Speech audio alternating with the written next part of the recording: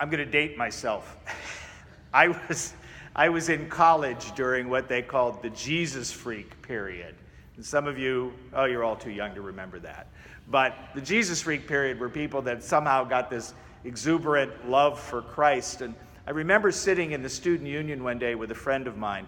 And this particular friend was what I would call snarky. He had an edge. And one of these newfound Christians came bouncing in and he says, "Why are you so happy?" He said, "I found God." My friend looked at him and said, "Really? I wasn't aware God was lost." And he made a really good point. It's not God that's lost, it's us. We hear this interesting story today about this demon. We go, "Oh, that's another one of those stories about the demons," and that kind of stuff never really could happen. There aren't really any demons, but there's a couple interesting things about this particular demon, and demons in general when you hear them in the gospel. The first one is, he knows exactly who Jesus is, right? He has no doubt who Christ is. This is a demon, and he knows exactly who Christ is. It strikes me as interesting that quite often in my role, and maybe you have it too sometimes for you, I'll have friends that will come up to me and say, "Well, I'm not really Christian," or I don't go to church anymore, or I don't pray, but I'm going through X today. I'm having issues at home, I'm having trouble with my spouse, I'm going in for an operation. Could you pray for me? It always amazes me how many people recognize the existence of Christ. Even the demons know who he is. And yet we somehow in our current society have this necessity of somehow denying him.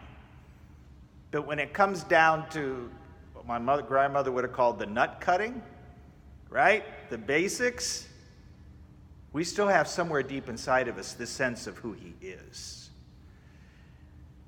The second part of this reading that's interesting, have you ever noticed how the demons are always in multiples? There's never usually one demon. It's usually the demon refers to them in a plural, which this demon does too. Why, have you come to destroy us? Well, this is this man's demon. How can it be us? And I think it speaks to our own fracturing that's going on in the world. Most of our problems are those times when we're torn between things. Between the things we want to do and the things we know are right. The things which are public opinion and the things which we should speak out against. Abortion, for instance, right?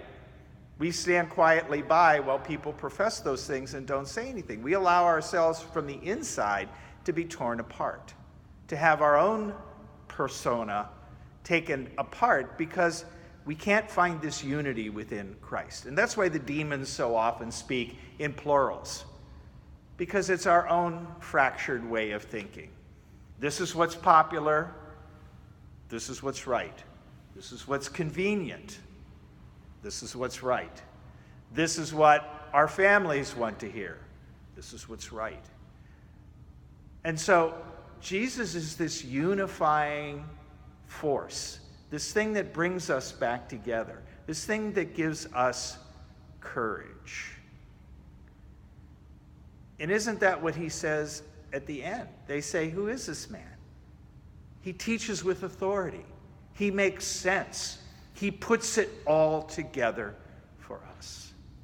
So my brothers and sisters, in this time of confusion and all the things that are going on in our world, remember there is a place that we can go when we're suffering and when we are not sure what to do, or not sure how to respond, or not sure what to think.